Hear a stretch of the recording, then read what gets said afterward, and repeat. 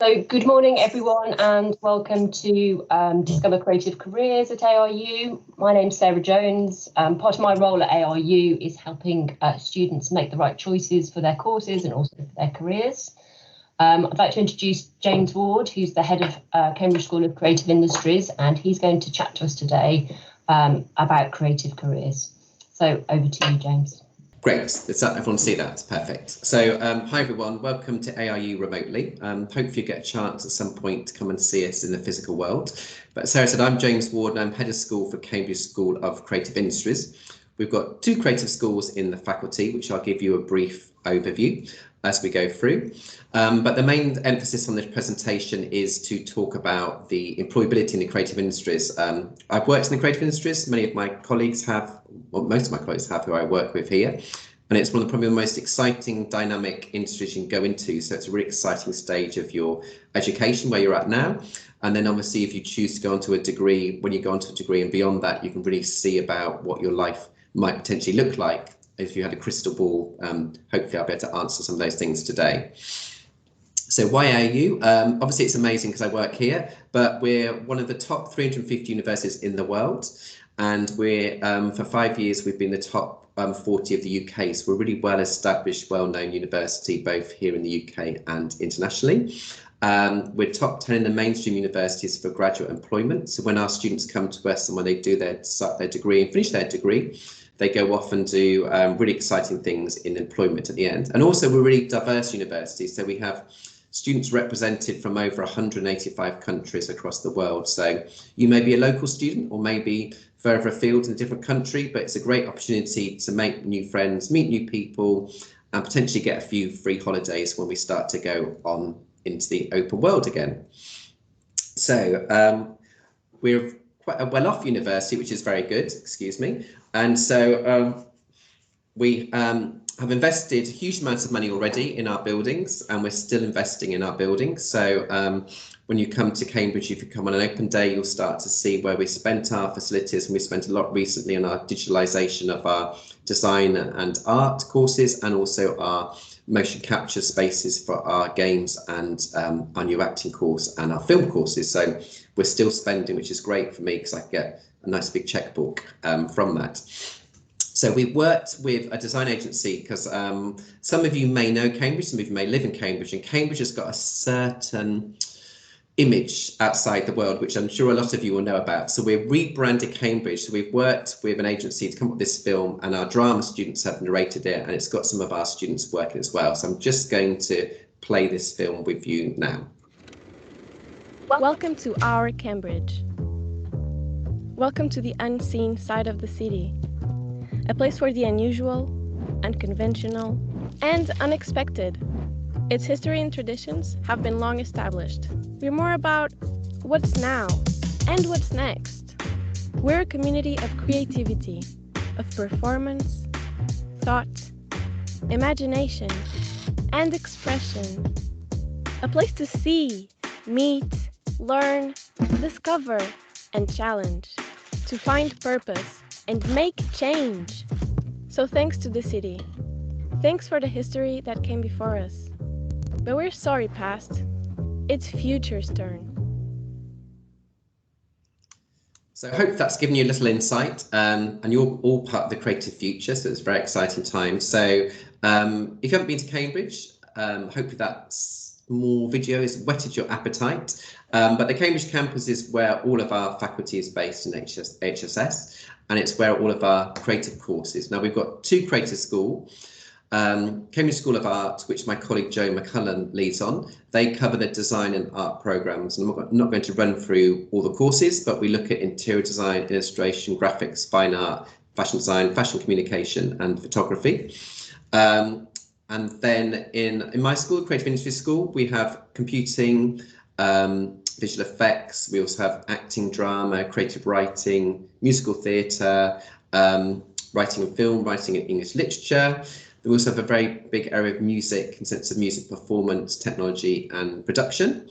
And then also within film, so we have film and media communication, which is more sort of studies type courses, which is about, and they do sort of making production.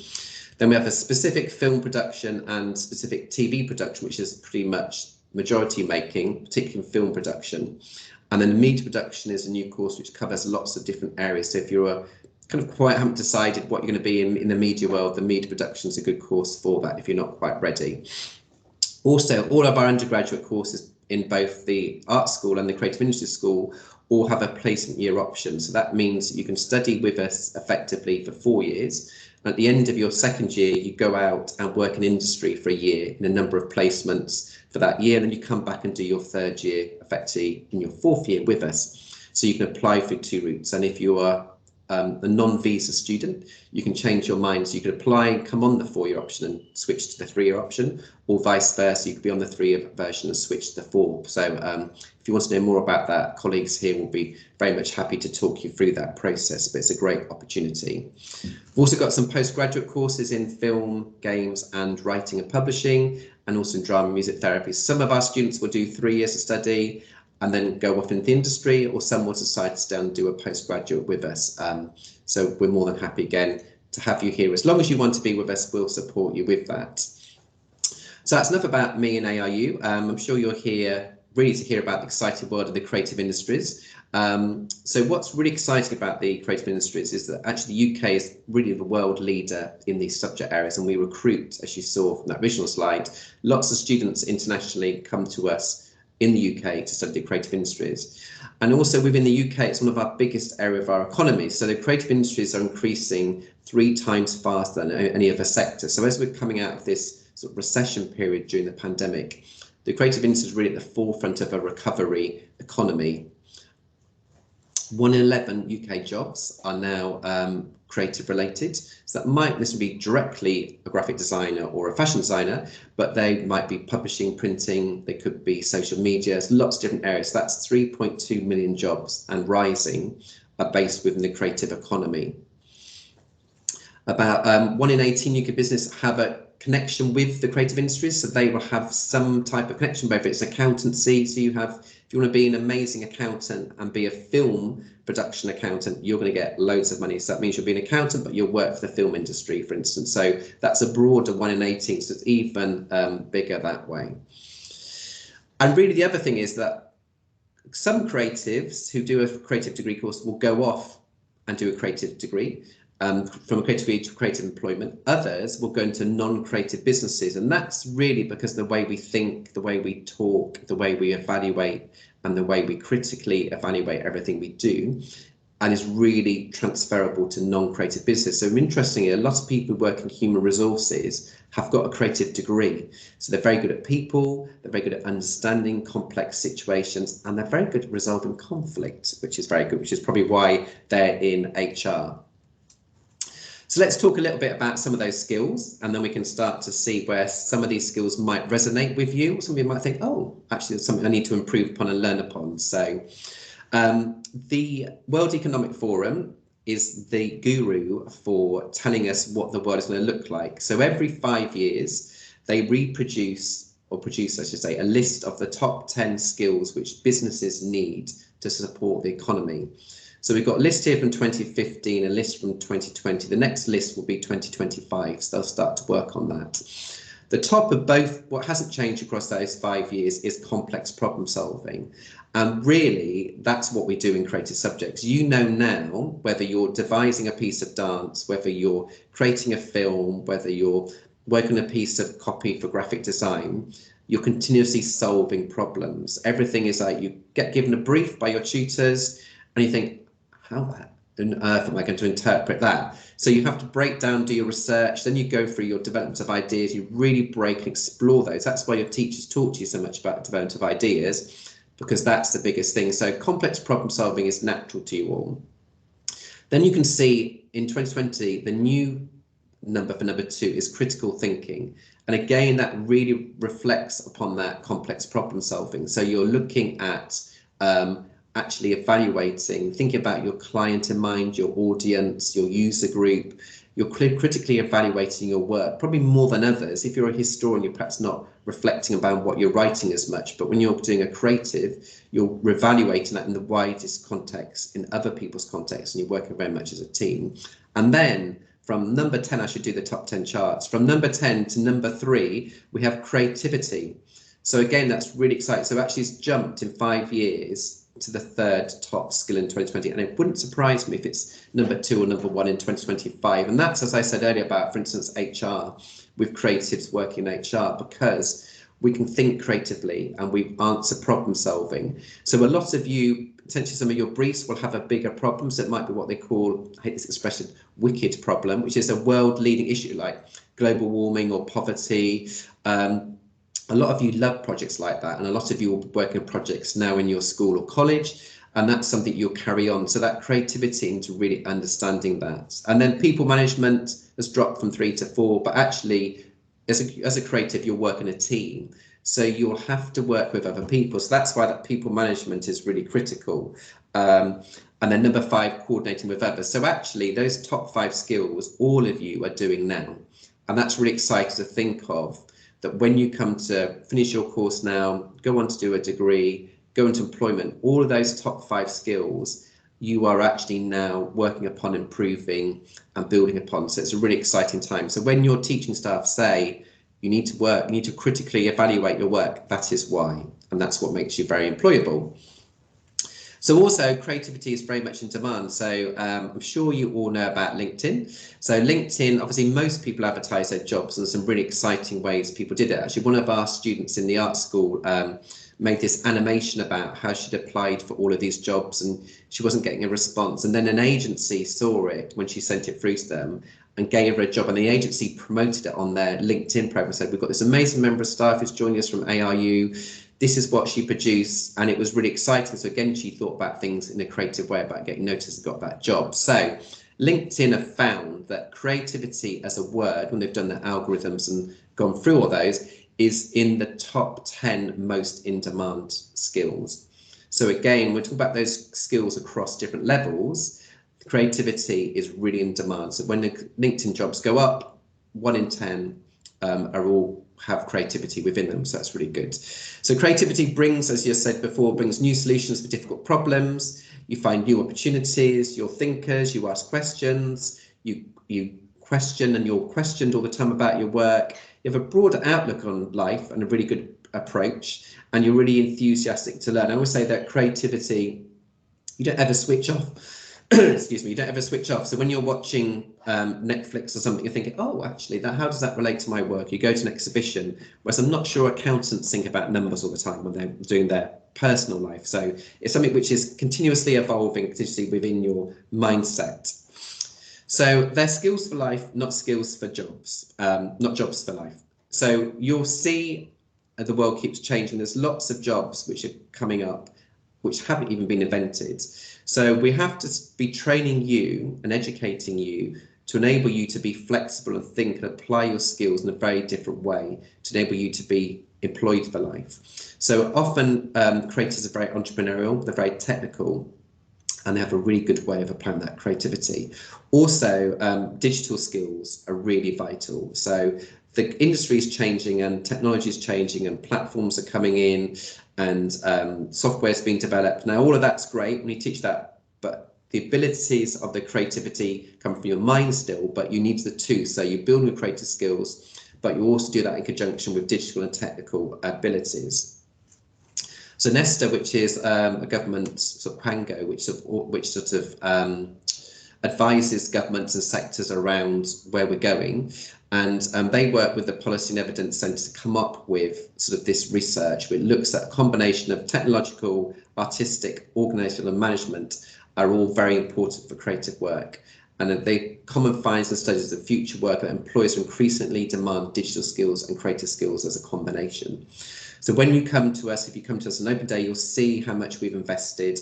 I was given, not personally, £250,000 last week, as announced, to buy and update all of our post-production, buy some new cameras, which some of our cameras are £50,000. So that's all part of that investment which ARU invests, and that's why when you leave us, you'll go out and be able to get a good job because you've got up-to-date skills in the sense of digital applications, but you've also got those creative mindsets to enable that to be exciting and applied in very interesting ways.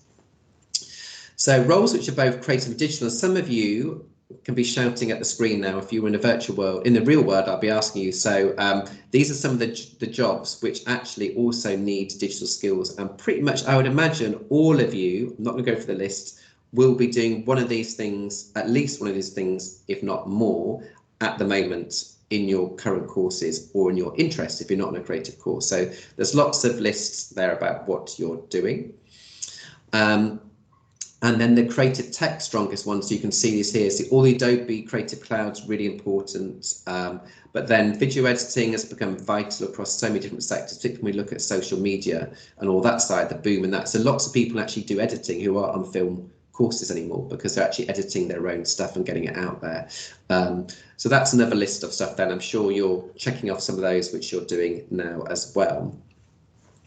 So we're not really going to talk about robots, but the world is being run, or increasingly run, by robots, automation. So lots and lots of things are being automated, which weren't automated before. So gradually, people are going to start to be replaced by robots in their workplaces in particular. So we've seen that.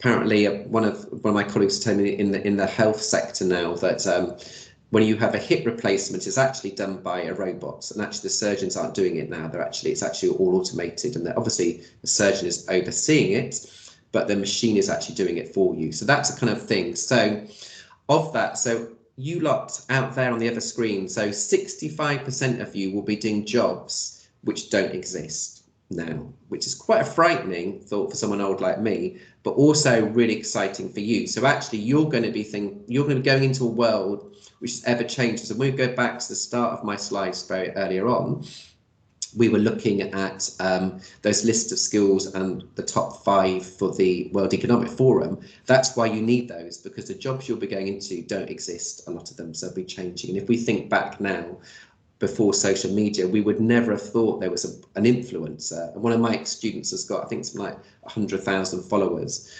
and he does all this wild stuff. Now he's got an agent, he runs all that, but you would never have thought you'd have an agent for an Instagram influencer, but they're out there. So there's lots of jobs out there which we don't know of, which will start to develop. And some of those very much around the sort of advocates around change. And we've noticed that lots of our students, and I'm sure this applies to you, are really interested in making a difference in the world. So think about how you can solve problems and look at those. And these are some of the things which we haven't really thought about. So you might be an ethical technology advocate, or you might be a human body parts designer, because you think about people are 3D printing aspects of people's bodies and then giving them to them. So there's lots of things but which you might start to think about, which you've got a creative interest in, and that might start to fit a world problem or just be used in a very different way to what we know of now. So it's very exciting. So there's some of those things which don't exist and will exist, and who knows what will be that list in 5 years' time. So creative jobs, or jobs that have an element of creativity, are less likely to be automated. So Nesta said that in 2018. And of 87% of highly creative workers are at low or no risk of automation. So actually, of you sitting out there or standing out there, only 13% of the jobs you will go into, which we know now, will be automated in the creative industries. The other 80%, 87% will stay and be built upon, and new ones will come in and really build that excitement. And the UK actually is huge in the creative industries, and we hear Creative Britain, and we have lots of international students who come to us for undergraduate and postgraduate study who want to stay on the UK, and they can get a visa to stay on and work here. And a lot of them want to get those skills to go back to their home countries and to support the economy there. So there's big areas like South Korea where fashion is really exploding, and there's things like Nigeria and Africa have got big things called Nollywood, which is where the film is. So lots of UK people have gone over to Nigeria to make and produce films, particularly if they come from a Nigerian heritage, but also lots of Nigerian students have come over and are coming over to study here and take their skills back. So there's really that big significant influence where the UK is influencing the worldwide workforce.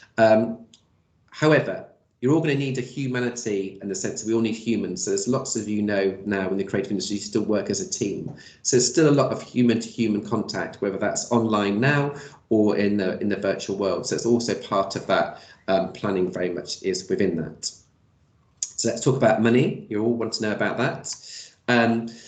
So we should do big fanfare and fireworks. So creative workers are more qualified than their counterparts, and they earn a lot more as well. So this sector, the creative sector, is what we call degree level sector. So the majority of the sector who work in creative industries have got a degree. Some haven't because it was before creative degrees existed, but most people have. So the majority of people will go do their current level 3, level 4 course, which you'll be doing, and come on to a degree. So a degree is what we call level 4, 5 and 6. Your A-levels or your BTECs, your diplomas are level 3. And normally to go into creative industries, you go out at level 5 or level 6, so after a foundation degree or a full honours degree. There are exceptions to that, but majority, there's not many creative apprenticeships out there at the moment. It may grow, but majority of people, I say, will go through the education system, integrative industries, as we discussed earlier, to build on those skills which we've talked about around research, narrative, idea, design, development, those kind of areas. On an average, your earnings from employees are 1/3 higher than the UK average. So if you're one of those creatives at the same, educated to the same level of a degree, from the same social economic background, you will be earning a third higher than perhaps someone who studied geography, for instance. So that gives you a good idea of what that money is. And quite often I talk to parents about this slide because they like that, because they're saying, I want my child to be an accountant. I say, robots can replace them, let them be a filmmaker. So, and they learn a lot more. So there we go. So you can tell your parents and carers that if they're trying to persuade you not to. So that's just another slide here which illustrates that in a more visual way.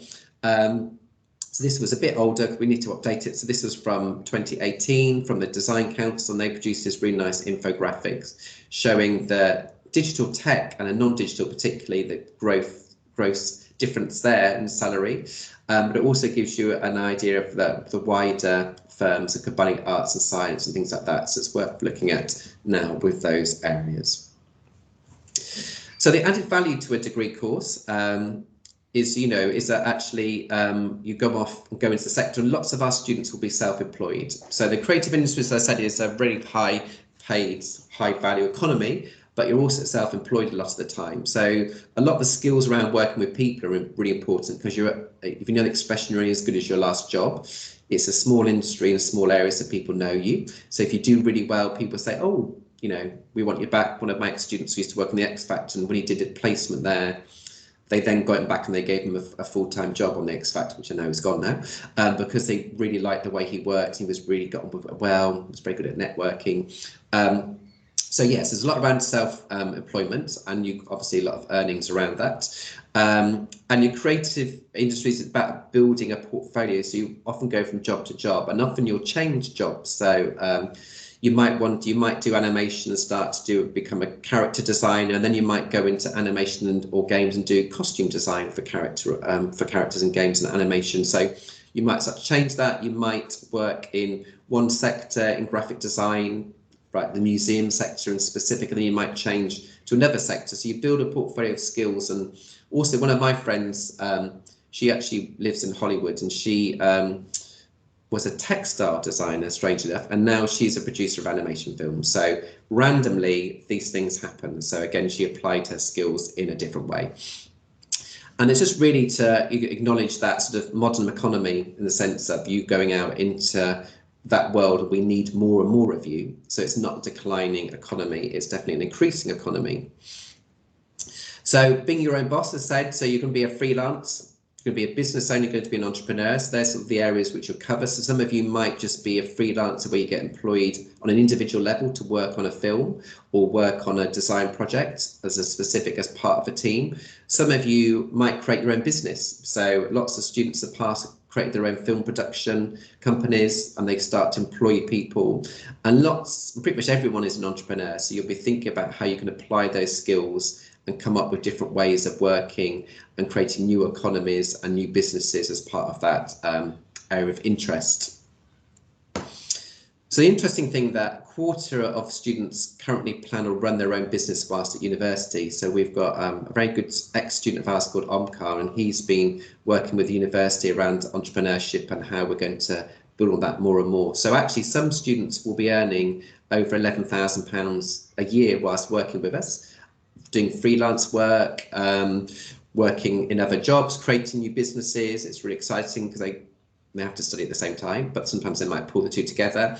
But that collectively is worth £1 billion to the economy, which is like amazing to think about. Actually, that money coming in is actually from students working and creating their own businesses, which is really exciting. I'm sure some of you are, a lot of you have projects where at school and college you work together to do that creative entrepreneurship, and you run a business for a week and make lots of money in enterprises. So why should you go to university at all? Obviously, I'll be out of a job, so I'm a little bit biased. But as I said at the start of it, we are what we call an level 6 employment sectors. The majority of our sector in the creative industries have got a degree. I'm not saying that's impossible not to get there a different way. It's not, but majority are within that. But really, you really broaden your wider horizons because you meet and think about and apply your skills in different ways. You're put into different situations. So you suddenly turn up with a suitcase, not quite literally, outside a new university from where, if you move away from home, you think, I've got to restart my life. You know, it's a fresh start. I'm going to meet people I've never met before. I'm going to be in situations. I'll meet people from all over the world. I'll meet employers. It's really exciting. So you really broaden your horizons, but you improve your creative and critical thinking. So over the last 2 years or year, depending which year you're at in your creative level 3 course, you can think back to where you were in your GCSE and you will have changed massively for the better. So think about what that would look like 3 years where you're just with us full time. You have improved social and cultural awareness, so you get to meet lots of different people, lots of different backgrounds, and build upon that. You really have an emotional intelligence which is broader and stronger because you become more independent. Often you move away from home, but if you don't, you have to suddenly be in this new situation where you meet all these new people and communicate and mix in different ways. All of this sort of feeds your future potential, so you really start to maximise that and move that on. Ongoing learning, you know, we reflect and you reflect on every creative project you do. You think, if I was to do that project again, what would I do? You obviously don't redo that project, but you think about how you then apply that knowledge to the next project you work on. And a degree is still a high value asset. So if you want to stay in the UK, go across Europe, go across anywhere in the world, having a degree means something. It means you've got a certain ability, intelligence and level to a certain point which employers recognise. So it's still very much a high valued qualification no matter what you do in that employment. So this is our strapline, say learn from yesterday, create for tomorrow. So I very much hope that all of you have learnt something from me today. I'm going to be carrying on creating tomorrow. We've got 2 online platforms which you can learn more about ARU and our creative output. So we've got Creative Showcase, which you can read stuff about me if you want on there, but it's got our staff, students' work, some interesting things, lots about our facilities. And then we have annual online showcase where we have our students' work. So that was Present 2021, which was last year's cohort. So you can go on there and look at graphic design, fashion, film, animation, games. So it'll be Present 2022, which is another one. And if you want to come and meet me face to face, you can do so on Saturday, 23rd of April, where we've got an open day.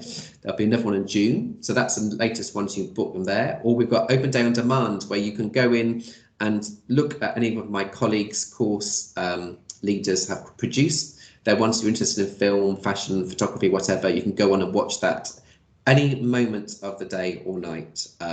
You can do that. But thank you ever so much for your time. Hopefully you're all still there in the virtual world.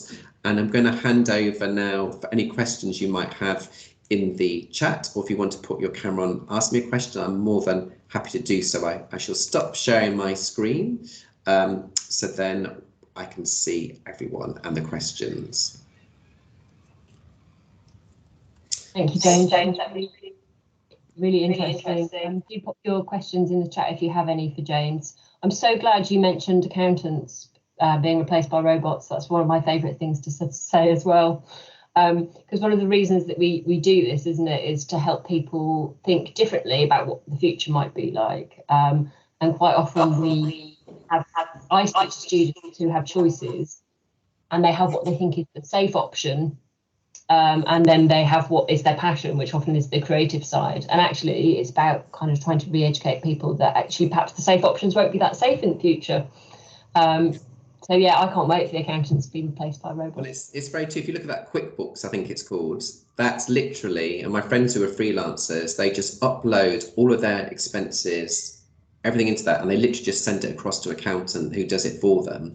So it's reduced their payout a lot more, but it's by a lot less, because they're not paying for accountant to enter all their stuff into a books, add it all up. Their system algorithms do it all for them, and in the future, that will link, I'm sure, straight to the government departments to enable that to happen without even anyone signing it off. And I think it may even be done that, but I'm a PAYE, so I don't have to do that myself. But it is that changing sector, and I think it's really important to know. And then part of actually what we've been asked, it may not come off yet, but we've been asked our film students to film at Addenbrooke's, and what they're planning to do is that the Lancelot, which is a medical magazine, a journal, they in Ukraine at the moment, there's doctors who aren't used to do emergency surgery.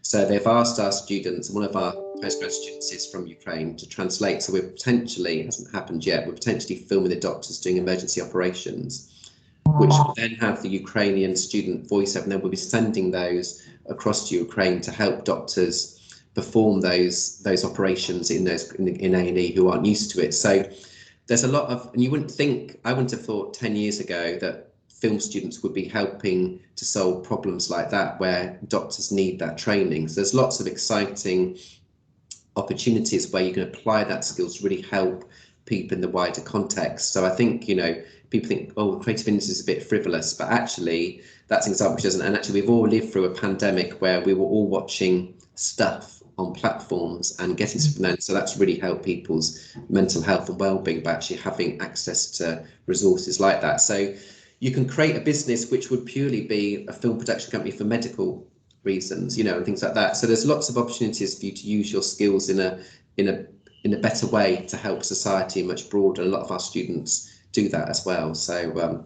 there's lots of opportunities, but there's so many jobs out there, as I was saying, there's so many skills and so many related jobs. And that's what I was saying. We have a lot of students who are really interested in cyber security and IT. And I was chatting on we have an applicant day where if you've been offered a place, students can come in and meet the teaching staff. We had that a couple of weeks ago. And I was chatting to two mums who both their daughters were in our computer technology taster event. And I was saying, oh my goodness, do you realise that having a daughter in tech who wants to go into games, their hands are going to be bitten off, because the gender balance is very much towards the male in games. So the BFI support females in games and things like that. So you'll be earning more money by doing that in the games industry than out of that. So there's a shortage of people in that sort of digital programming side of the sort of the sector generally across the whole employment sector, but in the games they'll pay you more to do it and you'll have a more fun life. So sometimes you've got skills which you think, oh, actually I'm really good at IT, I'm really good at that, and actually you can apply them in a creative way, earn more money, and it actually links to your hobbies and interests. So if any of you want to work in a fun environment, these design studios, game studios are fantastic. They provide you meals, they have drinks parties every Friday evening. If interesting, if you search jobs now, and some areas, particular areas where there's under representation of people within that skill set, so particularly IT areas, if you search the jobs now, it will literally say you have every Friday of the month you get drinks and meals provided, because people are getting spent all their money because it's the end of the month for their salary. You get all these bonus things to make you enjoy your job, because you do work quite long hours and it is hard work, but actually they want you to enjoy them. So the design spaces are really interesting. So in Cambridge, 30% of the games industry is based in Cambridge, and their offices are just like a nightclub. It's literally, you come in, there's table football, there's lots of really interesting things. So if you do your work, you say, actually I'm going to go and play table football for half an hour, and you go off and do that, and then go back to your desk and carry on. So if you can get to visit some of the places, look at them online and look at jobs, it gives you really good insight to what your career will look like and how fun it is. It's hard work, but it is fun.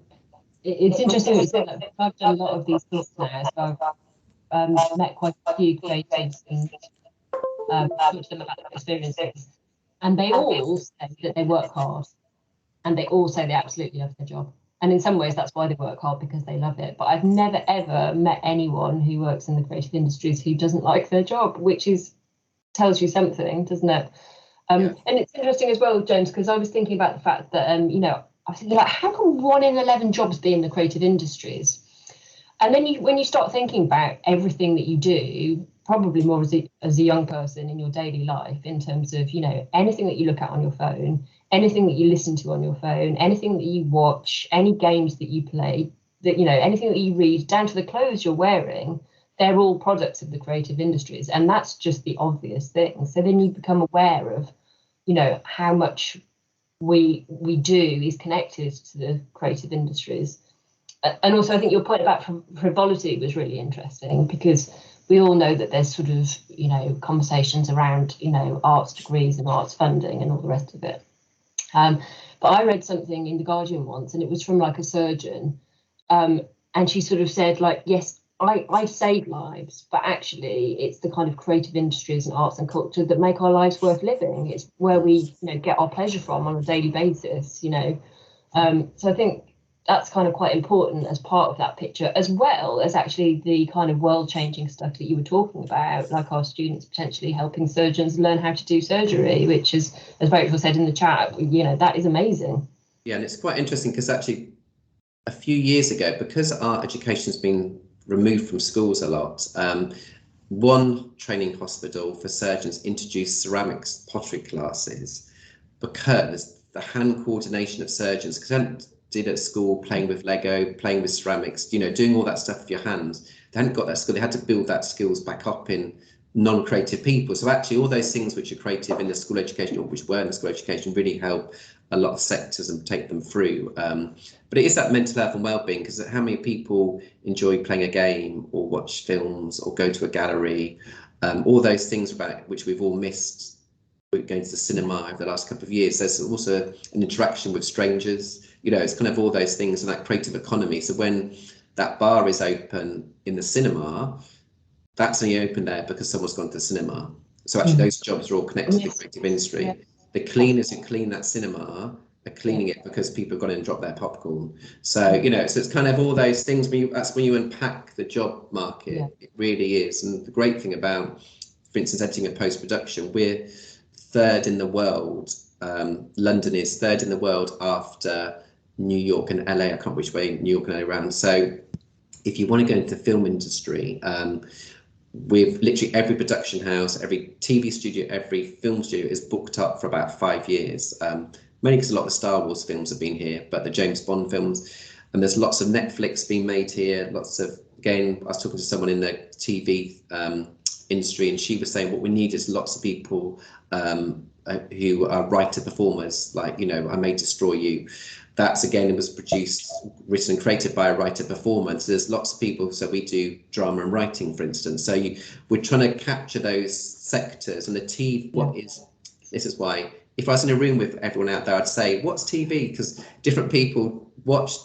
Traditional television has gone in certain sense, but it's still called TV. So whether you're watching a platform, whether it's YouTube, whether it's Netflix, Prime, and all those things, it's actually, we're calling it TV still.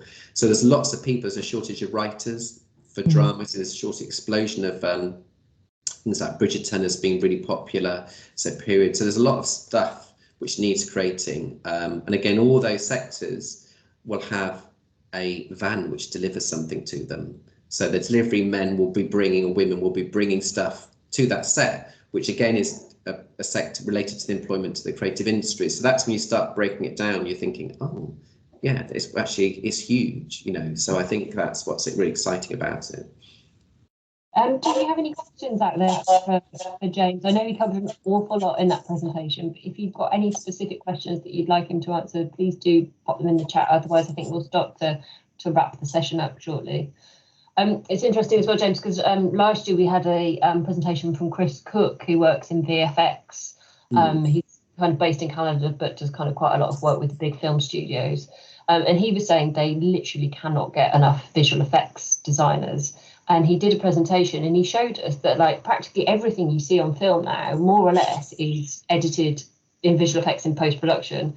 It was quite incredible. It's like he showed some footage of like Paddington on a train, and then like all the scenery was put in afterwards, everything that was on the table. They'd like redo the whole kind of face of buildings if they didn't, you know, if they didn't want it to be Georgian anymore. I was absolutely astonished. I had no idea. I really thought that was a train with real scenery, you know. And he said they literally can't get enough visual effects designers, which is no, it's amazing. And I will try and find a link. There's this film from what there's different sector skills which represent, and the visual effects one, I've got this film where they show everything before and after. So they go to these amazing films and you see the shots before the visual effects artists have attacked it, and you're like, oh my goodness. And it's really incredible to think how much and that, in their sense, we've got the visual effects course which is starting this September. Also, for instance, we've got new acting degree course. We've had drama and musical theatre for a long time, but our acting is for screen and computer games, because the games industry is now bigger than the film industry. So it's the biggest creative sector in the world. So we need to train actors who can act for games. So when excuse me, when you see a games character, there's been an actor who's acted out those scenes, and then someone's visually put the character on top of them. So we now need to train actors to act who become a monster effectively, or become a completely different person with their outfit and their body parts put on top of them. But you need that underlying acting skill. So that's why we're developing new courses like that specifically. So if you are an acting sort of drama student, then that's one of the things. That's why we've created that new course for that. So there is a lot of change which you don't know about, you know, as a normal consumer. And I think that's what's great about your school, Cambridge School of Creative Industries, which, you know, it's only like 5 years old now or something, but that kind of cross collaboration, because I think the boundaries between the different like industries are kind of merging as well. So the fact that you have all those areas within your school and they can work across, I think is really great as well. Yeah, no, definitely. So thank you very much for joining. I will send around an email with a feedback form. If you wouldn't mind just leaving some feedback, it would be much appreciated. It only takes 4 minutes, and it just enables us to be able to carry on doing these sessions in future years, which we hope you find really helpful. And I've also just popped in there the booking link for other sessions. So we have got one session this afternoon, which is on music production, and then which may be of interest to you, and I think Chelmsford College booked onto that, is computer games with Emily Pritchard. So she'll talk about her experience in the computer games industry. So thanks very much, James, and thank you all for joining us. Hope you enjoyed it. Thanks for your comment, Heather, in the chat. And yeah, we hope to see you again soon. Thanks very much, everyone. Thank you.